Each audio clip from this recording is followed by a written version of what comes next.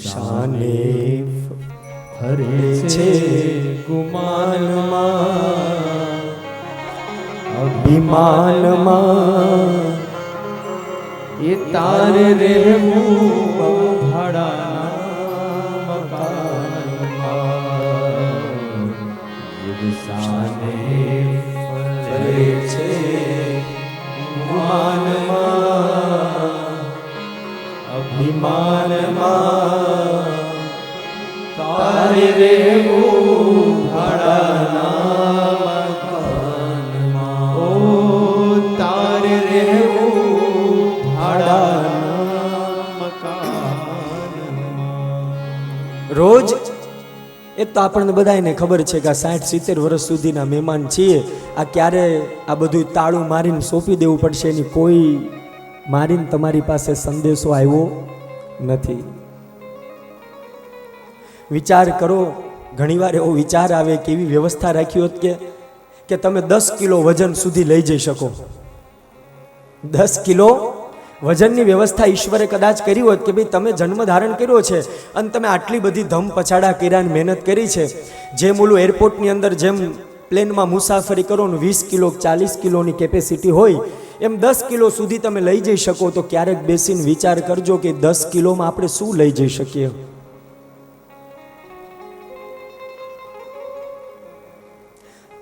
અહીંયા 9 દિવસ ઝુંડાળામાં આવવાનું થયું હશે તોય સામાન હમાણું નહીં હોય. હવે જો ઓલી અનંતની યાત્રા કરવાની થાય તો શું આપણે એની આગળ તૈયારી કરીએ? 2 હાડી મૂકીએ, 2 કાઢવાનું એમ થાય કે હવે આ નહીં આ લઈ જઈએ તો સારું. હે માને મારું મકાન કરે રંગને રોગા, માને મારું મકાન કરે રંગને રોગા, હે માને મારું મકાન કરે રંગને રોગા, મારે મારું મકાન કરે રંગને રોગા. હે જાણે કાયમ લીધું છે વેચાણમાં, વેચાણમાં તારે રહેવું ભાડાના મકાનમાં. શાને ફરે છે ગુમાનમાં એ અભિમાનમાં તારે રહેવું ભાડાના. હે રાખે એવો રૂવાબ જાણે મોટો નવાબ, રાખે એવો રૂવાબ જાણે મોટો નવાબ. કેટલું ધ્યાન રાખે, કેટલું રંગ રોદાન કરે. ઈશ્વર એમ કે હવે ભાઈ તારો સમય આવી ગયો છે. બાલસ્તાવત ક્રીડા શક્ત તરુણસ્તાવત તરુણી શક્ત.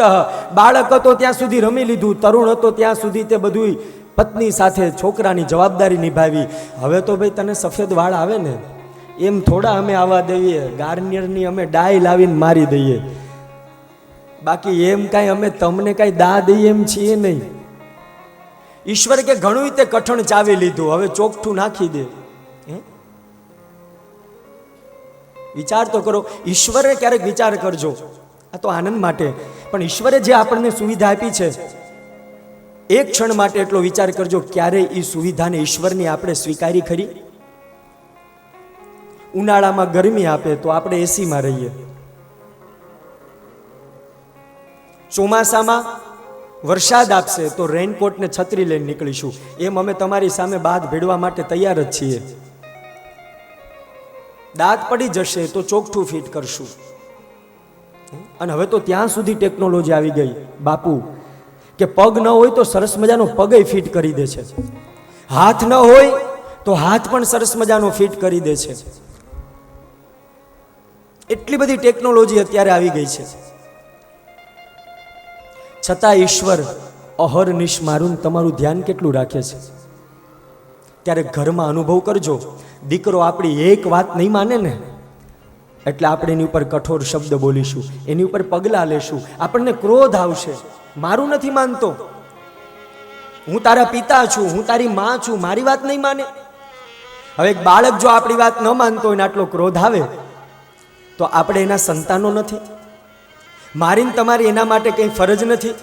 છતાં પણ વિચાર કરો, દરેક ઋતુ દરેક સમયમાં આપણે એનાથી વિમુખ બનીએ અને એવો મોટો રૂઆબ કરીએ એની સામે, જાણે હું જ છું.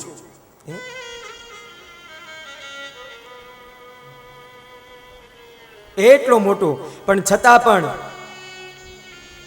જ્યારે કાળ આવશે અને આવીને તારા કાળમાં તારા કાનની અંદર કહેશે, પછી કાળના શબ્દો તો તારે સાંભળવા જ પડશે. પછી એમાં તારું તોફાન નહીં ચાલે અને પછી તારે એ જ સમયે બધી વસ્તુને ત્યાં જ છોડી દેવી પડશે. અનેક પ્રકારે મહાપુરુષો આ જીવને સ્થિર થવા માટેની વાત કરે છે.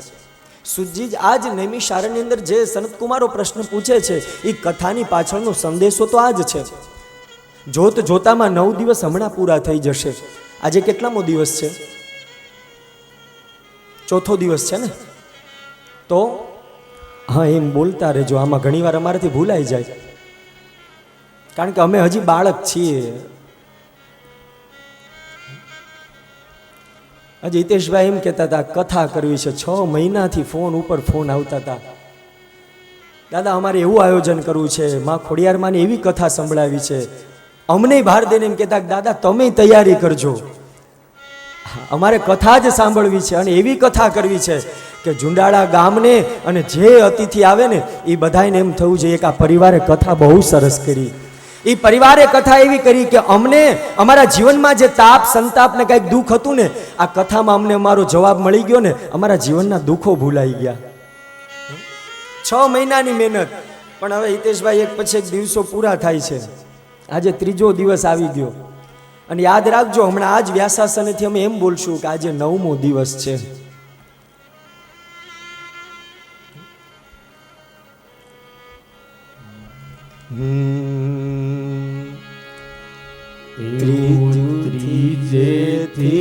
ત્રીજું માનું નોર તું હોજી રે,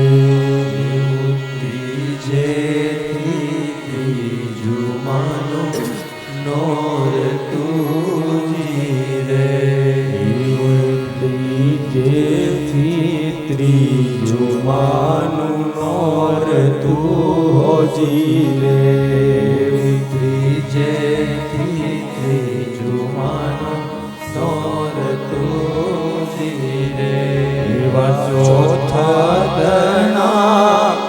ઉપવાસ મોરી આશા પૂરા ગરબે રમે હોજી રે, ચોથાનો ઉપવાસ મોરી આશા પૂરા ગરબે રમે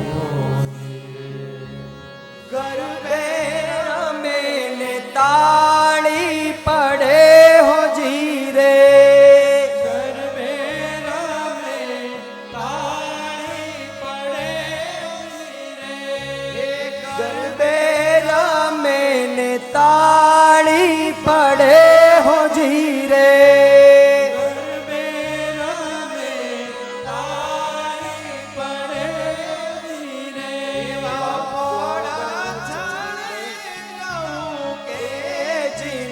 મોર આશા પૂરા ગરબે રમે હોજી રે, આશા પૂરા ગરબે રમે હોજી રે, એવું ત્રીજેથી ત્રીજું માનું નોર તું હોજી રે,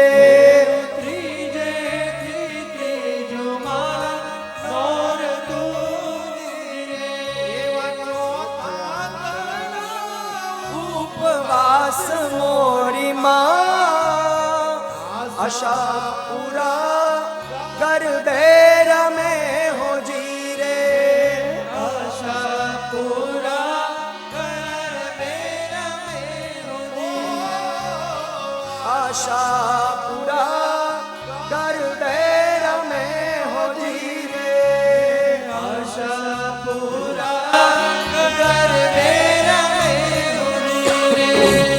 રે રમે હોજી રે,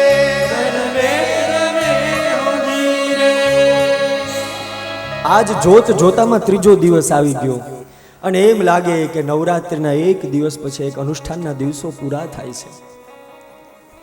હે માં, હું ન બોલું.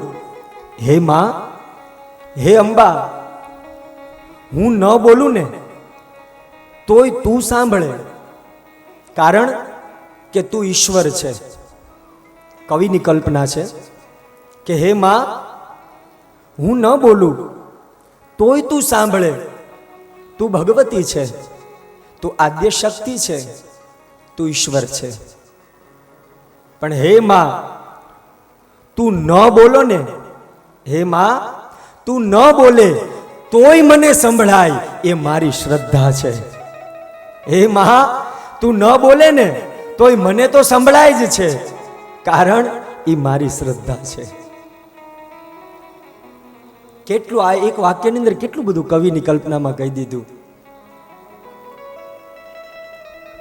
કે અમે કદાચ બોલીએ કે ન બોલીએ, એ માં તને બધી ખબર છે મારે કેટલું જોઈએ, શું કરવું ને શું ન કરવું, કારણ કે તમે ઈશ્વર છો, તમે ભગવાન છો. ભગવાન એટલે પંચ રચિત યહ ગગન શરીરા, જે પાંચ તત્વ છે એ જ શરીરમાં છે. પિંડે સો બ્રહ્માંડે, બ્રહ્માંડે સો પિંડે, જે શરીરમાં છે એ બહાર દેખાય છે, બહાર છે આ શરીરમાં છે, અને એ જ પાંચ તત્વ એટલે પરમાત્મા. જેમાં પાણી છે, જેમાં વાયુ છે, જેમાં ગગન છે, બધી જ વસ્તુ જેની અંદર છે એ પરમાત્મા. પણ હવે આજનો ટેકનોલોજીનો સમય છે, પરમાત્માને ન માને. મેં ગઈકાલે કીધું એમ, બહુ ભણી જાય એ પાછા રામને ભૂલી જાય. એમ કે અમે ઈશ્વરમાં ન માનીએ, અમે તો દાદા ગોડમાં શ્રદ્ધા રાખીએ. હા હા, અમે ગોડમાં શ્રદ્ધા રાખીએ, અમે ભગવાનમાં શ્રદ્ધા ન રાખીએ. પણ એ ગોડ શબ્દ પણ છે ને મારા વ્યાસે આ દેવી ભાગવતમાં બતાવી દીધો છે. એક પણ વાત એવી નથી વ્યાસો જ સિસ્ટમ જગત સર્વમ, આખું જગત છે ને એ મારા વ્યાસ જે બધી વસ્તુને આવરી લીધી છે.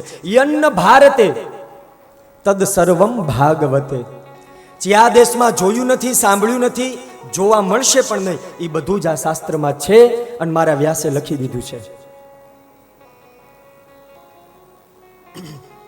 ગોડ એટલે અમારો તો સંસ્કૃત વિષય છે, હા, બહુ ઇંગ્લિશ ઉપર અમે ન જઈ શકીએ, પણ આ તો છતાંય મહાપુરુષો પાસે સાંભળ્યું છે તો એક નાનકડી વાત મૂકી દઈએ. ગોડી ત્રણ શબ્દ છે, GOD.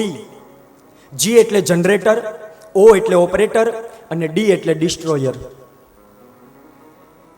જનરેટર એટલે કે લાઇટ વહી ગઈ હોય છતાં પણ આ કથા મંડપમાં આપણને ખબર ન પડે કે લાઇટ નથી, એ જનરેટર કામ કરે, એટલી સરસ મજાની ઉર્જા ઉત્પન્ન કરે કે ફરીથી આ ધારા પ્રવાહ ચાલુ થઈ જાય. એ જનરેટર જેને સત સ્વરૂપ કીધું છે, જે સત્ય છે, જેને કોઈ મટાડી ન શકે, જે અજન્મા છે. નાનકડું એક ઉપાદાન કારણના માધ્યમથી તમને સમજાવી દઉં કે સત એટલે શું. આપણા પાણિયારે જે માટલું છે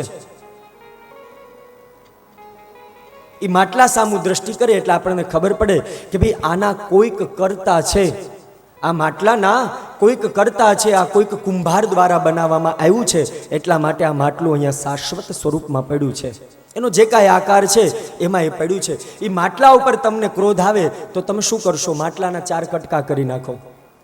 કટકા કર્યા પછી પણ જો તમને માટલા ઉપર ક્રોધ આવે તો શું કરો? તો કે થેલીમાં એ બધા ઠીકરા ભેગા કરી ધોકો લઈ અને તમે ખૂબ એને માર મારો એટલે એ ઠીકરામાંથી માટી થઈ જાય. એ માટી ઉપર તમને ક્રોધ આવે તો તમે શું કરી શકશો? માટી ઉપર ક્રોધ આવે તો પછી કંઈ ન થાય, એનું મૂળ સ્વરૂપ આવી ગયું. એ માટી જ છે, પછી એમાં તમે કંઈ ન કરી શકો. એમાંથી જો પાછો ઘોડો બનાવવો હોય ને તો ઘોડો બની શકે. એ શાશ્વત છે, એ સત છે, એને કોઈ મટાડી ન શકે. આપણે ઘણીવાર એમ કહીએ કે આ ધર્મને આમ કરે છે, આ હાનિ પહોંચાડે.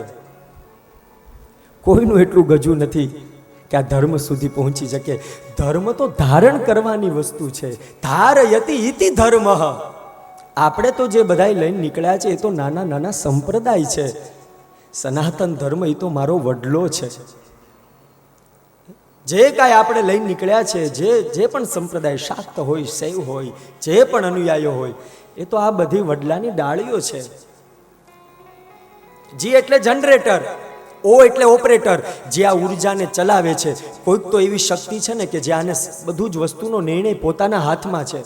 એ ઓપરેટર બધું જ ધ્યાન રાખે છે અને છેલ્લે બધી વસ્તુને વીખી નાખે, ડિસ્ટ્રોયર કરી નાખે, જુદી જુદી કરી નાખે, અણુ અણુ પરમાણુને બધું વિચ્છેદન કરી નાખે.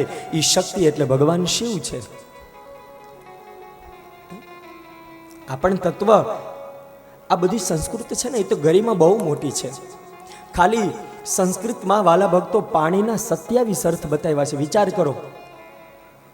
સ્વામી વિવેકાનંદનું વાક્ય અમને બહુ ગમે. અમે વિદ્યાર્થી અવસ્થામાં હતા ને ત્યારથી યાદ રાખજો, ઇંગ્લિશનો તમારા જીવનમાં અભાવ પણ ન હોવો જોઈએ અને ઇંગ્લિશનો તમારા જીવનમાં પ્રભાવ પણ ન હોવો જોઈએ. એટલો બધો પ્રભાવ ન આવી જાય વિદેશની ધરતીમાં જઈને કે પછી આપણો સંપ્રદાય, આપણા સાધુ સંતો, આપણા ગ્રંથો, આપણને એમ લાગે કે હવે આમાં શું છે.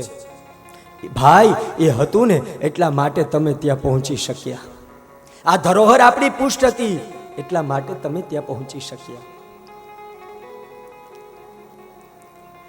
એ જ નૈમિષારણ્યની અંદર અનેક પ્રકારના પ્રશ્ન પૂછે છે કે તમે ભગવાન કૃષ્ણ ઉપર આળ નાખ્યું. સત્રાજીત રાજાએ એ વસુદેવને દેવકે સરસ મજાની 9 દિવસની કથા કરીને ભગવાન પાછા મળ્યા. એ જે સુદ્યુમ્ન રાજા હતા, ઈલા બન્યા, ઈલામાંથી સુદ્યુમ્ન બન્યા, પાછા સ્ત્રી બન્યા, પાછા પુરુષ બન્યા. આ બધાએ દેવી ભાગવતની કથા કરી, અમે સાંભળ્યું સુતજી. પણ હજી અમારા મનમાં સંશય છે, હજી અમારા મનમાં પ્રશ્ન છે કે ખરેખર આ દેવી ભાગવત કથા કરીએ તો જીવનમાં બધા દુઃખો જતા રહે. સુતજી કે હા, હજી તમારે પ્રમાણ જોઈએ છે. કેટલા પ્રમાણ જોઈએ છે? કરતું અકર્તું મન્યથા કરતું સહ ઈશ્વર. તમે જે કાંઈ મનમાં સંકલ્પ કરશો ને, એ દેવી ભાગવત ગ્રંથ તમારી બધી જ ઈચ્છા પૂર્ણ કરશે. આ બાજુ આ પ્રશ્ન કાર્તિક સ્વામી કથા કરે છે. અગત્યજીને લોપામુદ્રા પ્રશ્ન પૂછે છે, ગુરુદેવ તો આગળ આ દેવી ભાગવતના મહાત્મ્યમાં એક રૈવત પર્વતની કથા મેં કંઈક સાંભળી હતી મહાપુરુષો પાસે. તો એ રૈવત પર્વતની કથા શું છે અને એ સામ્યતા દેવી ભાગવત સાથે શું બતાવે છે? અગત્યજી અને લોપામુદ્રાનો પ્રશ્ન પૂછી અને કાર્તિક સ્વામીને પણ આનંદ આવ્યો. અને એ જ મહાપુરુષો તરફ દિવ્ય શ્લોક દ્વારા આ દેવી ભાગવતના ત્રીજી કથાની અંદર પ્રવેશ કરે છે કે દેવી ભાગવતની કથા તમે જે ભાવથી કરશો ને, માં અંબા તમારા દરેક સંકલ્પો પૂરો કરશે.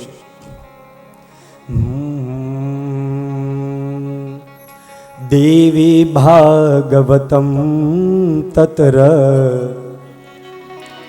પુરાણમ ભોગમોક્ષદમ. દેવી ભાગવતમ તત્ર પુરાણમ ભોગમોક્ષદમ.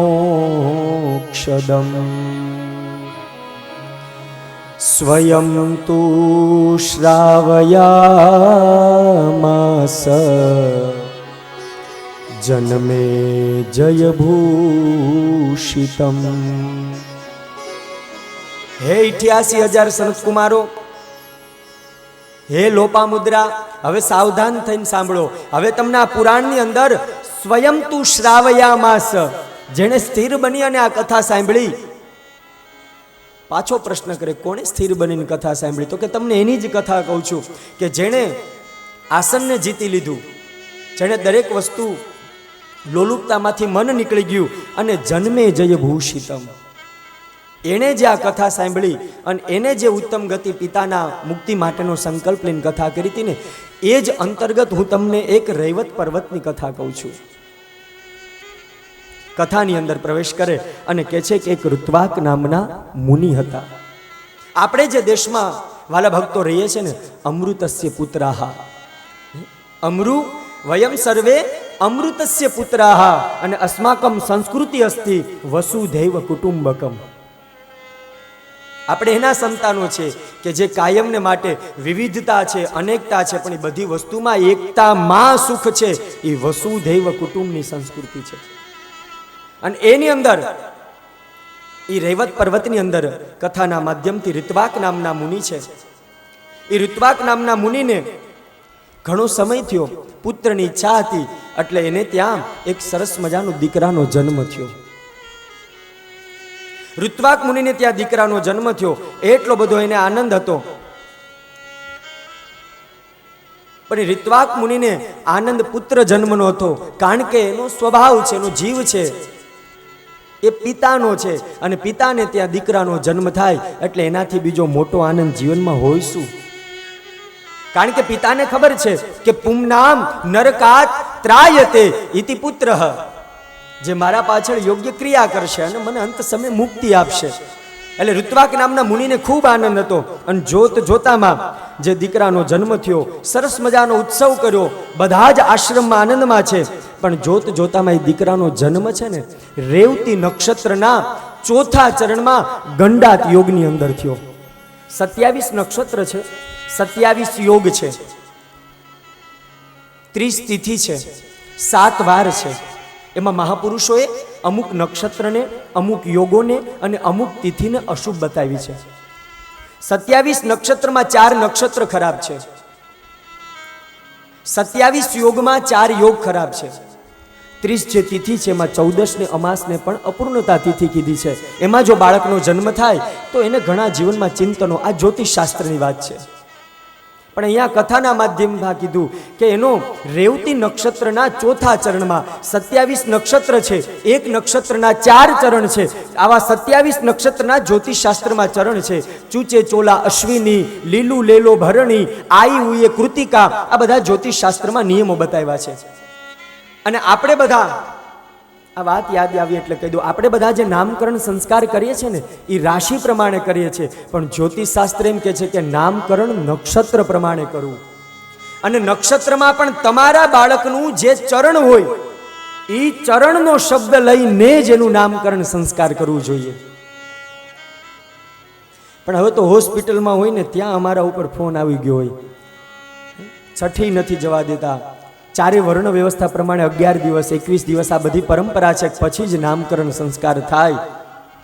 તમારા જે યોગ્ય બ્રાહ્મણ હોય, તમારા જે કુલગુરુ હોય ને એની પાસે યોગ્ય બાળકના સંસ્કાર કરાવજો. આપણા ભારતીય વૈદિક સનાતન ધર્મમાં 16 સંસ્કાર છે. આ તમારા બાળકના સંસ્કાર કરાવજો, અને એ સંસ્કાર કરશો ને એટલે બાળકમાં બહુ દિવ્ય સંસ્કાર આવશે. એ બાળકમાં તેજ એનું અલગ હશે. ગમે ત્યારે એનું નામકરણ સંસ્કાર કરીએ, આવી ભૂલ ન કરશો. આપણા શાસ્ત્ર બહુ વિશાળ છે. અને પછી દોષનો ટોપલો આપણે કોની ઉપર નાખીએ? એ દીકરો જો અયોગ્ય ન થાય એટલે આપણે એમ કહીએ કે આ સંતાન આવો થયો, પણ એ ભૂલ તો મા બાપની જ છે.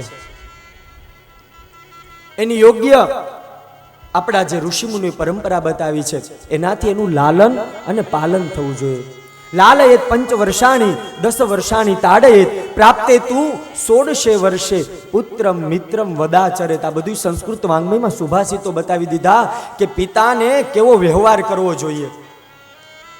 5 વર્ષ સુધી પ્રેમ કરો બરાબર છે, પણ 10 વર્ષનો થાય ને એટલે 10 વર્ષાણી તાડયેત. તાડન એટલે મારવું નહીં. મહાપુરુષો તાડન એટલે એમ કે છે કે એનું વિશેષ એની ઉપર તમારે દ્રષ્ટિ રાખવી કે જ્યાં જાય છે ત્યાં જગ્યા તો બરાબર છે ને. મેં જે એને બધી છૂટછાટ આપી છે એ કોઈ એવું પગલું તો નથી ભરતો ને કે જીવનમાં ક્યાંક ભૂલ ખાઈ જાય. તાડન એટલે મારવું નહીં. 10 વર્ષાની તાડયેત, 10 વર્ષ પછી દીકરા ઉપર ખૂબ ધ્યાન રાખવું. પ્રાપ્તે તું 16 વર્ષે, 16 વર્ષનો દીકરો થઈ જાય એટલે પછી એની સાથે એક મિત્ર જેવો વ્યવહાર કરો. બેટા, તારે કાંઈ પણ જીવનમાં દુઃખ હોય ને પહેલા તારા પિતાને કહેજે, મૂંઝાતો નહીં. કાંઈ પણ જીવનમાં તારી ભૂલ થઈ જાય ને કોઈને ન કહેતો, અડધી રાત્રે મને ઉઠાડજે, તમ તારે હજી હું બેઠો છું, તારે ક્યાંય જવાની જરૂર નથી.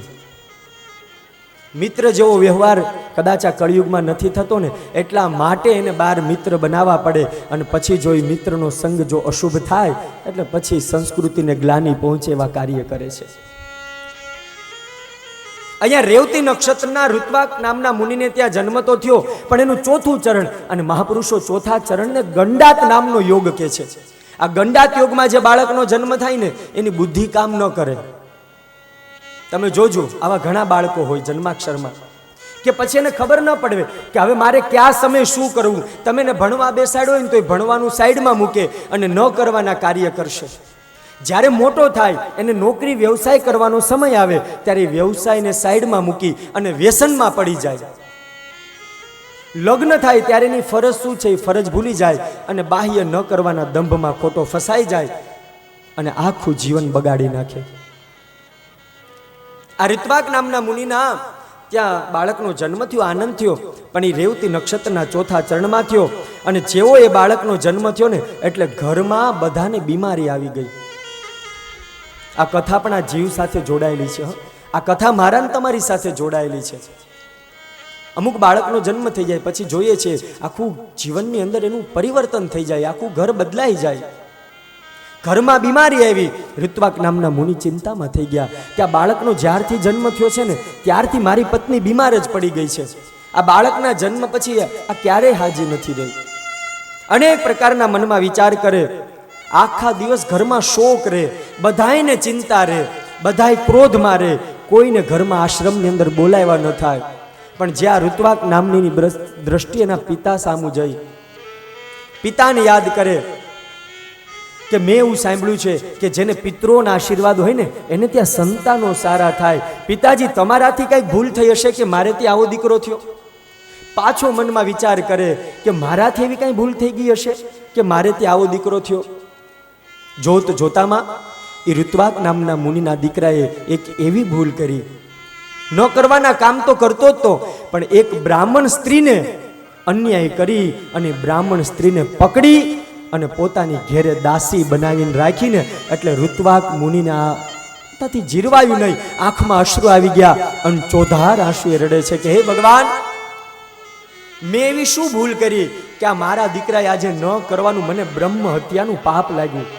એક બ્રાહ્મણની પત્નીને એને ઘેર લાવ્યો અને એને દાસી બનાવીને રાખી. ઋત્વાક નામના મુનિને એમ થઈ ગયું આના કરતા તો મારે દીકરો ન હોત ને તો સારું હતું. આના કરતા તો જો મને ભગવાને સંતાન ન આપ્યો તો સારું હતું. એટલી બધી ચિંતા કરે અને એ જ સમયે પોતાના ગુરુદેવ પાસે જાય. બે હાથ જોડી આંખમાં અશ્રુ છે. ગુરુજીને કે હવે શું કરવું? મેં બ્રહ્મચર્યનું પાલન કર્યું, મેં વેદોનું રક્ષા કરી, ગુરુજી મેં તમારી સેવા કરી, આ સેવાનું ફળ મને આવું મળ્યું? મારે ત્યાં આવા સંતાન થયા? આશ્વાસન આપીને ગુરુ ધ્યાનમાં જોવે છે કે લાઈને તારું ભાગ્ય જોઈજો. ગુરુએ આંખ બંધ કરીને જોયું. ઋત્વાક નામના મુનિને કે બેટા, તારો કોઈ દોષ નથી, તારા પિતૃઓની કોઈ ભૂલ નથી, કેવલ ને કેવલ તારો દીકરો છે ને પૂર્વ જન્મ કૃતમ કર્મ તદ્દેવમિતિ કથ્યતે અને તસ્માત પુરુષ કારેણ વિના દેહમ ન સિદ્ધ્યતિ. ચિંતા કરમાં એનું પૂર્વનું ભાથું લઈને આવ્યો છે અને પૂર્વના ભાથાને આધીન બની અને એનો અશુભ નક્ષત્રમાં જન્મ થયો. ગુરુદેવ તમે શું કહો છો? મને કાંઈ ખબર નથી પડતી.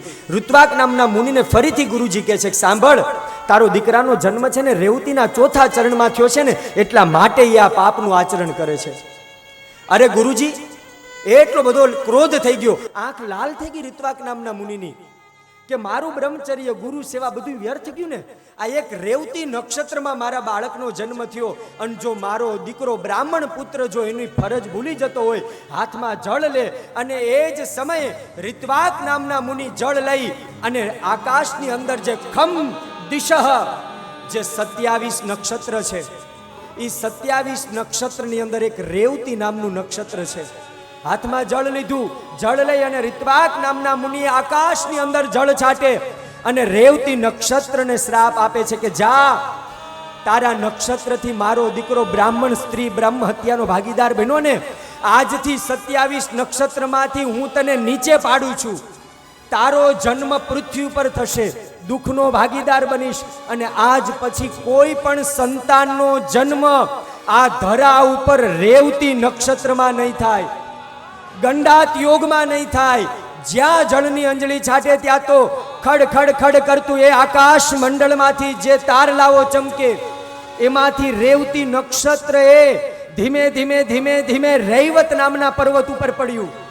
અને એ રૈવત પર્વત એટલે જે અત્યારે ઘૂઘવાટા કરે અને એમ લાગે કે હિમાલય ઉભો છે, અરે એમ લાગે કે દાદા ભીષ્મ ઉભા છે, એવી જેની અડગ છે જેને બધા જ મહાપુરુષોએ જે કાયમને માટે પોતાના ધૂણા ધખાવીને બેઠા છે, જ્યાં હજી પણ કોઈ પણ સાધુને તપશ્ચર્યા કરવા માટે જેનો આશ્રય લેવો પડે, ઈ રેવત પર્વત એટલે સાક્ષાત ગિરનારની અંદર ઈ રેવત નક્ષત્ર પડે.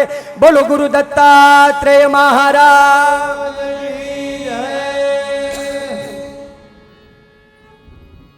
એ જ્યાં હજી તો અંજલિ છાટે અને ત્યાં તો 27 નક્ષત્રમાંથી ધીમે ધીમે ધીમે ધીમે ધીમે એ નક્ષત્ર છૂટું પડ્યું અને રૈવત પર્વતની અંદર પડ્યું. દેવી ભાગવતમાં કથા છે, એ રૈવત પર્વત એટલે એ સાક્ષાત જુનાગઢની અંદર જે દત્તાત્રેયના જેના બેસણા છે, મારી માં અંબાના જેના બેસણા છે, એ સાક્ષાત ગિરનારની ઉપર એ રૈવત નામનું નક્ષત્ર પડ્યું. ગિરનારનો આપણા ઉપર બહુ ઉપકાર છે હો વાલા ભક્તો. આપણને કોઈને ખબર નથી. દેવી ભાગવતમાં કથા છે બાપુ કે ગિરનારની એ ગોદમાં જે સતી દહન થયું હતું ત્યારે માં પાર્વતીનું પેટનો જે ભાગ છે ને એ ગિરનારમાં પડ્યો છે. દેવી ભાગવત પ્રમાણ આપે છે. સતી દહન થયા પછી નારાયણે ચક્ર છોડ્યું. માં પાર્વતીની કથા આવશે આગળ. અને એમાંથી પેટ છે જે 52 શક્તિપીઠ થઈ, 51 ભારત દેશની અંદર અને એક પાકિસ્તાનની અંદર માં હિંગળાજ. એમાં માતાજીનું જે ઉદર છે ને એ ગિરનારમાં પડ્યું છે હો. અને એટલા માટે મને આ વાત યાદ આવી કે ગિરનારની અંદર એટલા માટે અત્યારે હરિ અને હરના નાદ થાય છે. અત્યારે ત્યાં શિવરાત્રિના મેળામાં જઈએ ને તો ખબર પડે. અને જો આ કથા રૈવત પર્વતની આવે, એ જુનાગઢની કથા આવે અને ત્યાંના સાધુ સંતોને જો યાદ ન કરીએ ને તો આ કથા અધૂરી લાગે. આવો આપણે બધાય ગિરનારની આવું છે. ગિરનારની યાત્રામાં હાથ ઊંચો કરો તો કોને આવું છે? ઓહો હિતેશભાઈ, એક બસે કઈ મેળ આવશે નહીં. તમારે તો બહુ 7-8 બસો કરવી પડશે તો મેળ આવશે.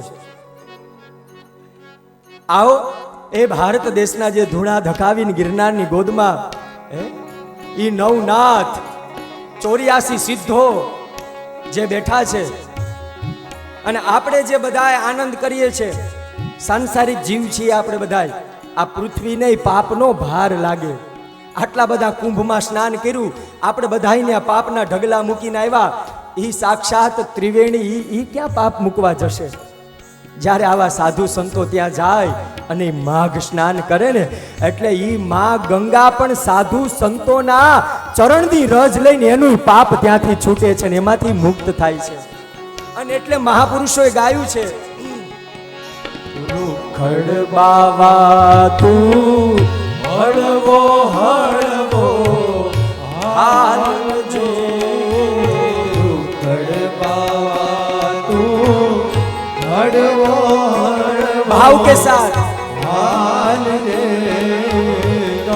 કરવાની માતે રે રૂખડિયો જડુંબિયો રે ગરવાને માતે રે રૂખડિયો જડુંબિયો રે રૂખડ બાવા તું હળવો હળવો હાલજો, રૂખડ બાવા તું હળવો હળવો હાલજો, જીગરવાની માતે રૂખડિયો જડુંબિયો ગરવાને માતે રૂખડિયો જડુંબિયો.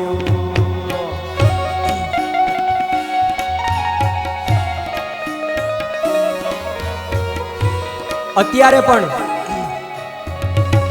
ક્યારેક ગિરનાર જાવ ને તો એ ગિરનારની ચેતનાનો અનુભવ જીવનમાં કરજો.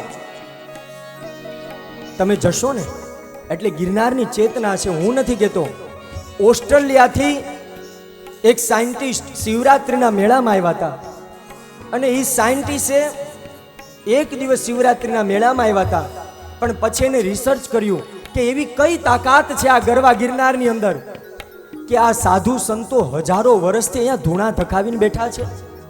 હજી પણ છે.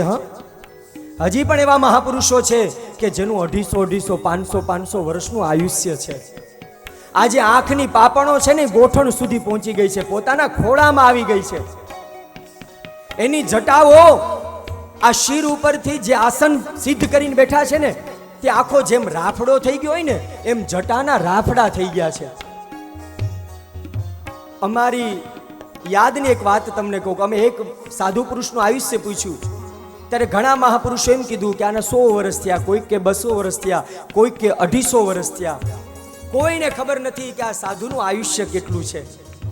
જેને પૂછો એમ કે આને બધાય જોયા છે, 4 પેઢી 5 પેઢીથી જેણે સાધુની સેવા કરી છે. એ ગિરનારની આ ચેતના છે. અને એની માથે જ્યારે આ ધરતીની માથે આભ હોય અને ત્યારે મહાપુરુષો લખે છે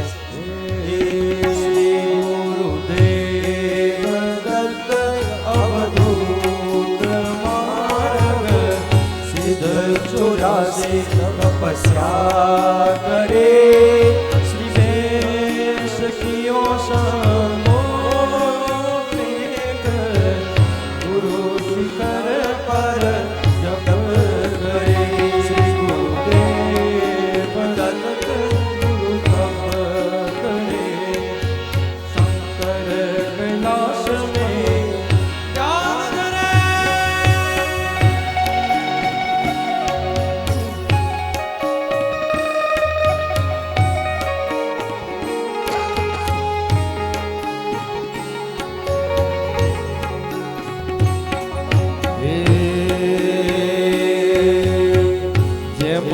ચડુંબે ધરતી માતે આપજો જેમ ચડુંબે ગાય ધરતી માતે જોને આપજો ગરવાને માતે રે રૂખડિયો જડુંબિયો એવા ગરવાને માતે રે રૂખડિયો જડુંબિયો રૂખડ બાવા તું હળવો હળવો હાલજો રૂખડ બાવા તું હળવો હળવો હાલજો કરવાને માથે રે રૂખડિયો જડુંબિયો એવા કરવાને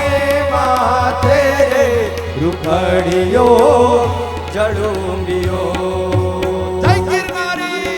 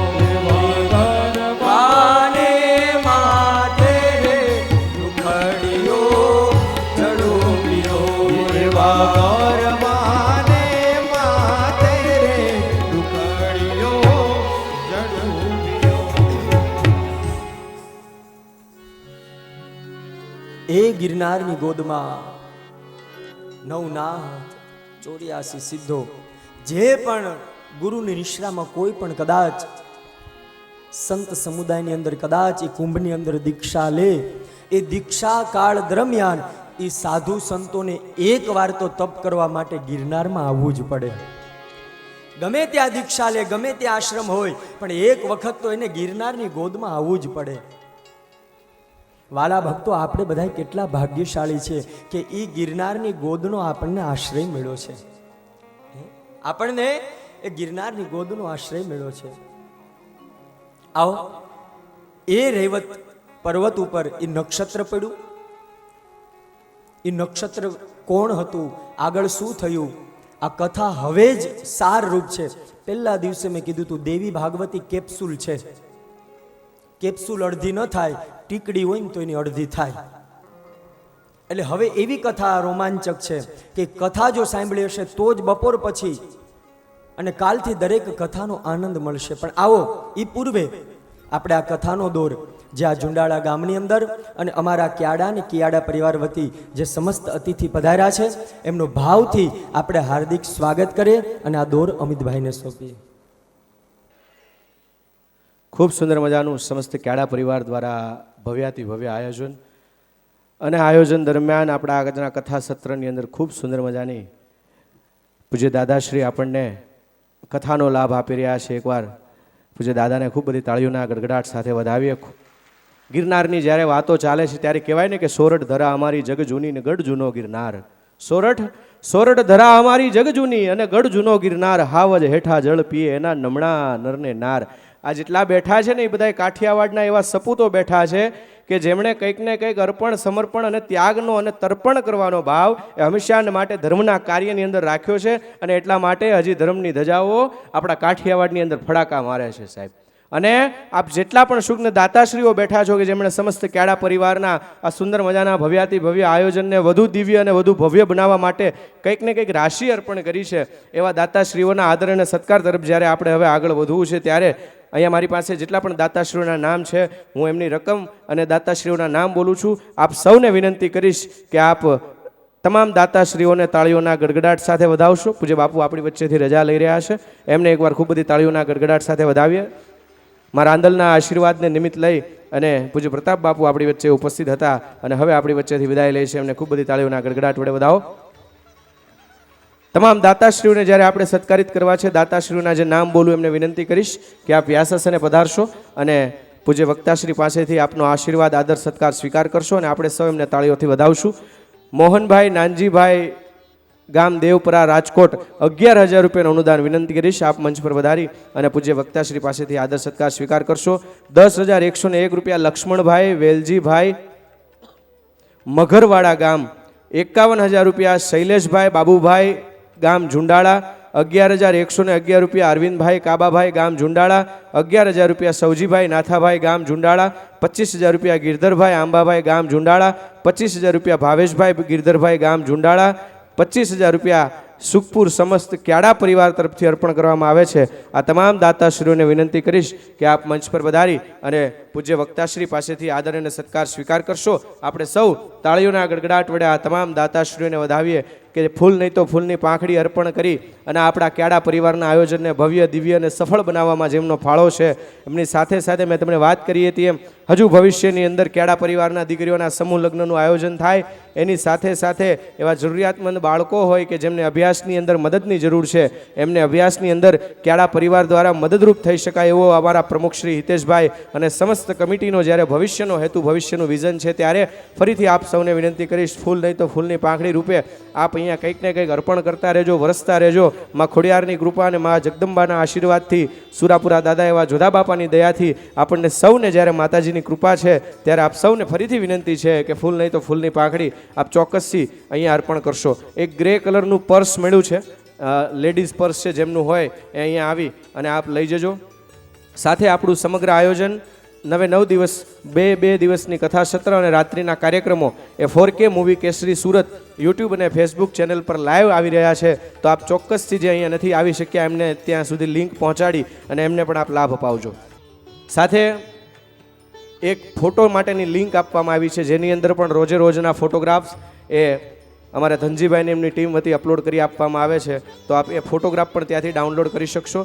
માતાજીના મંદિરમાં એક ગાડી છે GJ5 9621 નંબરની ગાડી છે.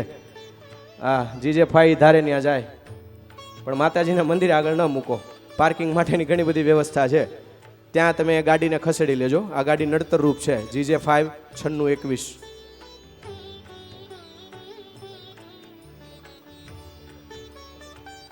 બપોર પછીના સત્રની અંદર આપણે ભગવાન શ્રી રામના જન્મોત્સવનું આપણે ત્યાં કથા દરમિયાન રામનવમીનો પણ અવસર આવશે. રામનવમી લગભગ મને ખ્યાલ છે 6 તારીખે આપણે રામનવમીનો પાવન દિવસ પણ આપણા કથા દરમિયાન આવશે.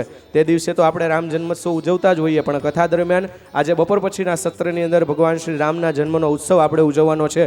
તો જે શણગાર કરવાનો હોય એ માટે બહેનોને વિનંતી છે કે આપ જમીને ત્યારબાદ ફરીથી કથા મંડપની અંદર આવજો. જે જવાબદારી જે બહેનોએ લીધી છે એમને, જેથી કરીને આપણે ખૂબ સુંદર મજાનો ભગવાન શ્રી રામનો જન્મોત્સવ એ ભવ્યાતિ ભવ્ય અને દિવ્યાતિ દિવ્ય ઉજવી શકીએ. આજે રાત્રે આપણા કથા મંડપની અંદર કાન ગોપી કાર્યક્રમનું આયોજન છે.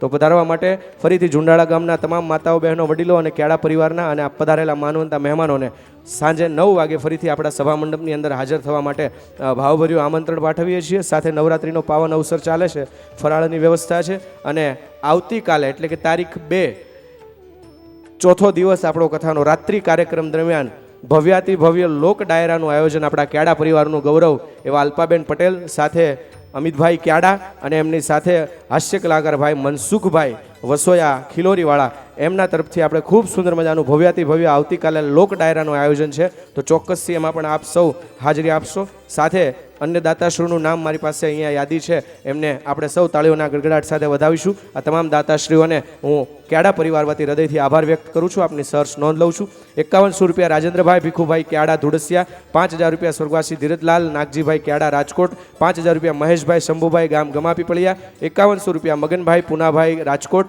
5100 રૂપિયા ચંદુભાઈ રાજાભાઈ રાજકોટ, 5001 રૂપિયા લાખાભાઈ રણછોડભાઈ ગામ જાળિયા, 5100 રૂપિયા બાબુભાઈ કાનજીભાઈ ચરખા, 5100 રૂપિયા રવજીભાઈ કાનજીભાઈ ચરખા, 5000 રૂપિયા બાબુભાઈ ભૂરાભાઈ રાજકોટ, 5000 રૂપિયા સ્વર્ગવાસી બાબુભાઈ રામજીભાઈ સાઈપર અને 5111 રૂપિયા કનુભાઈ કેશવભાઈ ગામ મોટા માંડવડા એમના તરફથી અર્પણ કરવામાં આવે છે.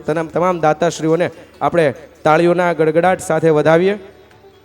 અને આપણા શ્રી ખોડિયાર ચેરિટેબલ ટ્રસ્ટ ગામ ઝુંડાળા સમસ્ત કેળા પરિવારનું જે આપણું ટ્રસ્ટ છે એ આપણા ટ્રસ્ટનું સુકાન જે સંભાળી રહ્યા છે આપણા પ્રમુખ શ્રી આદરણીય હિતેશભાઈ, તેઓ પોતાનો શબ્દરૂપી ભાવ રજૂ કરવા માગે છે. તો હિતેશભાઈને વિનંતી કરીશ આપ ડાયસ પર આવશો ને આપના શબ્દો વડે આ કેળા પરિવારના તમામ ભાઈઓ બહેનો માતાઓ અને મહેમાનોને આપ પ્રભાવિત કરશો. હિતેશભાઈ કેળા.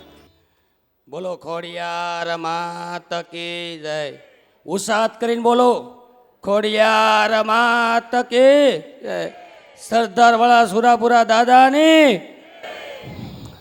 મારે પેલું તો અમારો ક્યાડા પરિવાર એક કરવી છે. એના છેલ્લા 10-12 વર્ષથી આ મહેનત કરું છું કે ક્યાડા પરિવાર એક જગ્યાએ ભેગો થાય અને બધા ભેગા રહે, હળી મળીને રહે. પછી બીજું એક એ કહેવાનું છે કે અમે જે આગળ બેસી છીએ અને કોકને કદાચ ઊભા કરવી છીએ તો એનું કોઈ દુઃખ ન લગાડે. એનું કારણ છે અમે છેલ્લા 3 મહિનાથી જે લોકો મહેનત કરવી છે એને ખબર છે કે કાર્યની અંદર શું શું આગળ કોણ આવવાનું છે, શું કરવાનું છે. એની હિસાબે અમે સોફા કદાચ આગળથી ખાલી કરાવી તો કોઈને દુઃખ ન લગાડવું કે કોને આ વસ્તુ ખાલી કરવાની કે અમને ઊભા કરે છે ને અમે ઓલાને બેહારે છે. પણ એમાં એવું છે કે 3 મહિનાથી આ જે સેવા આપે છે એને બધી ખબર છે કે પરિસ્થિતિ કઈ હતી, કઈ કોણ આવવાનું છે, એને ફોન આવતા હોય. તો એની હિસાબે અમે માફી માગી છે. કદાચ કોકને દુઃખ લાગતું હશે કે અમને ઊભા કરે છે, નીચે બેહારે છે, એટલે પ્લીઝ માફ કરજો અમારું કદાચ ભૂલ થતી હોય તો. અને બૈરાઓમાં પાણીની પોતપોતાની અહીંયા છે તો એવું કે પોતપોતે પોતાની સેવા કરવાનું કે કેવા પણ દીકરીઓ છે તો વાટ નહીં રાખવાની કે આપણે સેવા પાણી ઓલા દેવા આવશે ઓલા દેવા, ખુદ આપણે જ બાંટવા માંડો કે દેવા માંડો. કોઈ વસ્તુની ક્યાંય તકલીફ ન થાય. અને જ્યારે શાસ્ત્રી આપણે કૌશિક દાદા રાસ લેવાનું કંઈક કરે તો બહુ અંદર ન આવવું, પોતપોતાની જગ્યાએ રાસ લેવાનું બધાને કરવું, અંદર અવ્યવસ્થા થાય એવું ન કરવું. બાકી બધાને કદાચ આ જો ઝુંડાળા અત્યારે ગામ પરિવાર છે તો આખો દિવસની આપણે જે જમાડે પ્રસાદ છે તો કેવડી તન મન ધનથી સેવા કરે છે કે એ લોકો ક્યાંય અવ્યવસ્થા નથી થવા દેતા. ઝુંડાળા ગામને એકવાર ખૂબ તાલીઓથી વધાવો કે ઝુંડાળા ગામ છે એની હિસાબે આપણે કોઈ રસોડામાં જવું નથી પડતું કોઈને. કે ઝુંડાળા ગામની સેવા જુઓ તમે કે એને કોઈ વસ્તુની ક્યાંય તમને અવ્યવસ્થા નહીં દેખાય કે બધું વ્યવસ્થિત જમાડે છે. તો મેન તો આપણે ઝુંડાળા ગામનો ખૂબ ખૂબ આભાર માનવી કે ઝુંડાળા ગામ એટલું બધું કે આપણે સેવા આપે છે અને છતાંય આપણા ભાઈઓનું સહન કરે છે. ક્યાંક કોઈક વ્યક્તિ બોલે કે આ વસ્તુ થોડુંક ક્યાંક ખરાબ થતું તો સહન કરી લેશે ગામ. અને બાકી અહીંયા કદાચ જે આગળ કદાચ કોઈને પાછળ બેહારે તો દુઃખ ન લગાડવું. લેડીઝ વિભાગમાં કોઈને પાછળથી આગળ મોકલે તો દુઃખ ન લગાડવું. કદાચ માતાઓને ખુરશીએ જગ્યા મળી જાય ત્યાં સાઈડમાં ન મળે તો સાઈડમાં બેસી જવું, દુઃખ ન લગાડવું કે ઓલે બેન આગળ છે, ઓલા બેન આગળ છે કે ઓલા ભાઈ આગળ છે, એવું થોડુંક ધ્યાન દેજો. અને પ્લીઝ આજે અમારે 3 મહિનાથી સ્ટાફ અમારો જે મહેનત કરી રહ્યો છે તો એને થોડુંક અમારે આગળ કામ હોય એટલે અમે એને આગળ રાખીએ છીએ. તમે કદાચ 8-10 દિવસ પૂરતા આવ્યા હોય તો અમને એમ ખબર ન હોય તમને શું હોપવું, અને તમને ખબર ન હોય કે આગળનું કાર્ય હું આવવાની છે, એટલે અમે આગળ રાખીએ છીએ. તો એવું નહીં સમજતા કે આ બધાને આગળ રાખે છે તો કે આપણે એને દુઃખ લગાડવું, કે કોઈ વડીલો હોય તો વડીલોને પાછળ મોકલવા પડે, અને મહેમાન આવે ત્યારે કોઈ અમારા સોફામાં ફેરવવા પડે ફેર નાખો. બીજું આ પરેશભાઈ જે સાયપરવાળા છે, પરેશભાઈ નેવીશભાઈ, છેલ્લા 2 મહિનાથી એટલી સેવા આપે છે, રાજકોટની કમિટી આપે છે, છતાંય અમે આ બધા આપણે અનિલભાઈ છે, હસમુખભાઈ છે, અમારી હારે ટૂંક બધી કમિટી છે, ખૂબ 3 મહિનાથી છેલ્લા 2 મહિનાથી સેવા કરે છે. હવે વિચાર કરો, આપણે આખી રાત, આપણે 29 તારીખે આખી રાત રંગોળી બનાવી. બીજા રફાળાવાળા ઓલા ભાઈ આપણે ફારધનવાળા હાઈપરવાળા એ બધા ભેગા થઈને ટીમ 50 થી 60 જણા સવાર લગી જાગીને આખી રંગોળી બનાવી. આપણે તો સવારે ખાલી એટલું કીધું બહુ જ સરસ કર્યું, બહુ જ સરસ કર્યું, પણ એ લોકોની મહેનત જુઓ. અને તોય એને કોઈ આગળ વ્યક્તિ કોઈ નથી આવતા, એ પાછળ બેઠા છે. એને એવું નથી કે અમે આટલું કામ કરીશું અમારે આગળ જવું છે. તો પોતપોતાનું કામ હોય તો એવું નહીં સમજતા. દાન આપ્યું હોય કે ભાઈ અમે દાન આપ્યું છે મારે આગળ બેહવું પડે, મેં દાન આપ્યું છે મારે આગળ બેહવું પડે. દાન આપ્યું તો આપણા માતાજીનું કામ છે ને એના કાર્યમાં દાન આપ્યું છે. તો એવું નહીં સમજતા મેં દાન આપ્યું મારે જ આગળ બેહવું પડે. દાન તો આપણે જરૂરી છે કે આવડી મોટી સપ્તાહનું આયોજન કર્યું છે તો આપણે પૈસા જ જોઈએ, એટલે દાન કરે એનું બહુ ખૂબ ખૂબ આભાર છે. પણ મોટી આભાર તો એ છે સેવા કરી. હજી આ સપ્તાહ પૂરી થાય ત્યારે પછી આપણે હજી 3-4 દિવસ તો હજી અમારે બધો હકેલો કરવામાં જે જૂના જે બધા છે એને જ પાછું મહેનત કરવાની છે. જે બહાર ગામથી આવ્યા એ તો કે અમે સુરતનું બુકિંગ કરાવી નાખ્યું છે, અમદાવાદનું બુકિંગ કરાવી નાખ્યું છે, એ બધા તો નીકળી જવાના. 7 તારીખ થાય બપોર પછી કોઈ અમને જોવાય નહીં મળે. જે અમારા જૂના છે એ જ અમને બધું હકેલો કરવામાં આવશે.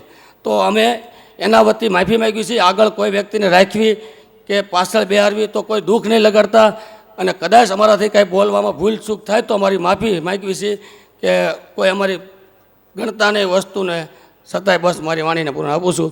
થોડોક સાથ સહકાર આપજો એ અમારે. આયોજન કરતા હોય અને માફી માગતા હોય એવા બહુ ઓછા લોકો હોય છે. બહુ એટલે બહુ જૂજ લોકો હોય. બાકી તો કદાચ આવે તો મોઢે કહી દેવાની વાત હોય, પણ અહીંયા મોઢે કહી દેવાની વાત નહીં, પણ માફી માગવાની વાત ક્યાડા પરિવારને હિતેશભાઈએ રજૂઆત કરી છે. એકવાર એમને જોરદાર તાળીઓના ગડગડાટ સાથે વધાવો. ખૂબ સુંદર મજાનો એમનો ભાવ હતો કે કદાચ એવું બની શકે કે મેં તમને પહેલા જ દિવસે વાત કરી હતી એમ કંઈક અગવડતાઓ પડતી હોય, અગવડતાનો કાઢીને આપણે હાથે લગાડીને સગવડતા કરવાની હોય, એ માટેની થોડીક વ્યવસ્થાઓ હોતી હોય છે. અને ખાસ બીજું કે બીજી એક જાહેરાત હું કરી દઉં, સોફા ખુરશીઓની અંદર બને ત્યાં સુધી સાઈડમાં પણ જે મૂકેલા છે એમાં ઢાંકણીઓ ભાંગી ગઈ હોય બેહવાનો આગ્રહ રાખવો. પલોઠી વળતી હોય તો નીચે બેહવાનો આગ્રહ રાખવો, જેથી કરીને વડીલો છે કે જેમને ગોઠણની તકલીફો હોય, કન્ટિન્યુ પલાઠી વાળીને બેસી ન શકતા હોય, એવા વ્યક્તિઓ એ સોફે બેસી શકે એ માટેનો પણ આપણે આગ્રહ રાખવો. ખાસ જે યુવાનો હોય એમને નીચે બેસવાનો આગ્રહ રાખવો, જેથી કરીને કદાચ કોઈ આપણને કઈ કેવી રીતે જાય કે ભાઈ તમે ઊભા થાવ, કોઈ શું કામ કહી જાય, આપણે જાતે સમજીને જ ઊભા થઈ જઈએ. બસ આ આગ્રહથી આપણે આ ક્યાડા પરિવારની કથાને એ સફળ બનાવવા તરફ લઈ જવાનું છે. હિતેશભાઈએ ઝુંડાળા ગામના લોકોની તન મન ધનથી જે સેવાની વાત કરી તો ઘણા પરિવારને એમ થતું હોય કે આ તો ક્યાડા પરિવારના માતાજીનું કામ છે, તો આની અંદર તો ખાલી અમે સેવા આપીએ છીએ, અમારો પરસેવો પાડીએ છીએ એટલું ઘણું, અમારે ધન આપવાની કઈ જરૂર નથી. લોકોના મનની અંદર આવો પણ વિચાર હોય, પણ આ પરિસ્થિતિ અને આ કથની આ વાત આ કહેવત બદલતા મેં ઝુંડાળા ગામના ક્યાડા પરિવારની કથામાં જોઈ છે. ઝુંડાળા ગામના પદમાણી પરિવારમાંથી નાગનાથ ટ્રેડિંગ ગોંડલ વિઠ્ઠલભાઈ બાવાભાઈ પદમાણી ગામ ઝુંડાળા 5100 રૂપિયાનું અનુદાન આપણી કથામાં આપે છે. એમને વિનંતી કરીશ કે આપ મંચ પર પધારશો અને વ્યાસાસનેથી પૂજ્ય વક્તાશ્રી પાસેથી આદર અને સત્કાર સ્વીકાર કરશો. શ્રી વિઠ્ઠલભાઈ બાવાભાઈ પદમાણી નાગનાથ ટ્રેડિંગ ગોંડલ, જોરદાર તાળીઓના ગડગડાટ. ઓહો, આ કાકાની સેવા હું તમને બીજી કહું, બહુ મોટી સેવા આ કાકાની છે. આ ડોમને ઠંડો રાખવામાં આ કાકાની ખૂબ સેવા છે. આ જેટલા સાઈડમાં કુલર છે એ કુલરમાંથી ઠંડો પવન આવે ને એના માટે પાણી ભરવું પડે, ત્યારે ધોમ તાપ તપતો હોય ત્યારે બહાર નળીઓ લઈ એ નળી નીચેથી સરકાવી પોતે આવે અને નળી લઈને કુલરમાં પાણી ભરે, એટલી સેવા તો છે જ. હારવાર 5100 રૂપિયાનું દાન આપણા કથાની અંદર છે. બે હાથ ઊંચા કરીને જોરદાર તાળીઓના ગડગડાટ વડે આપણે વિઠ્ઠલ કાકાને વધાવો. એક ફોન કરો એટલે કે ભાઈ હમણાં નહીં આવે એમ નહીં, પણ તરત જ આવી જાય. 5 મિનિટમાં તમામ કુલરમાં પાણી ભરાઈ જાય, ઠંડો પવન આવે. વિઠ્ઠલભાઈને એકવાર ફરીથી જોરદાર તાળીઓના ગડગડાટ વડે વધાવો. આવો ફરીથી કથા સત્રની આપણે જ્યારે વિરામ બાદ આગળ લઈ જવો છે ત્યારે પૂજ્ય દાદાને ખૂબ બધી તાળીઓના ગડગડાટ સાથે આપણે વિનંતી કરીએ કે શ્રીમદ દેવી ભાગવતના એ મહત્વ કથા પ્રસંગોની અંદર આપણને સૌને પ્રવેશ કરાવે. પૂજ્ય શ્રી કૌશિક દાદા જોશી.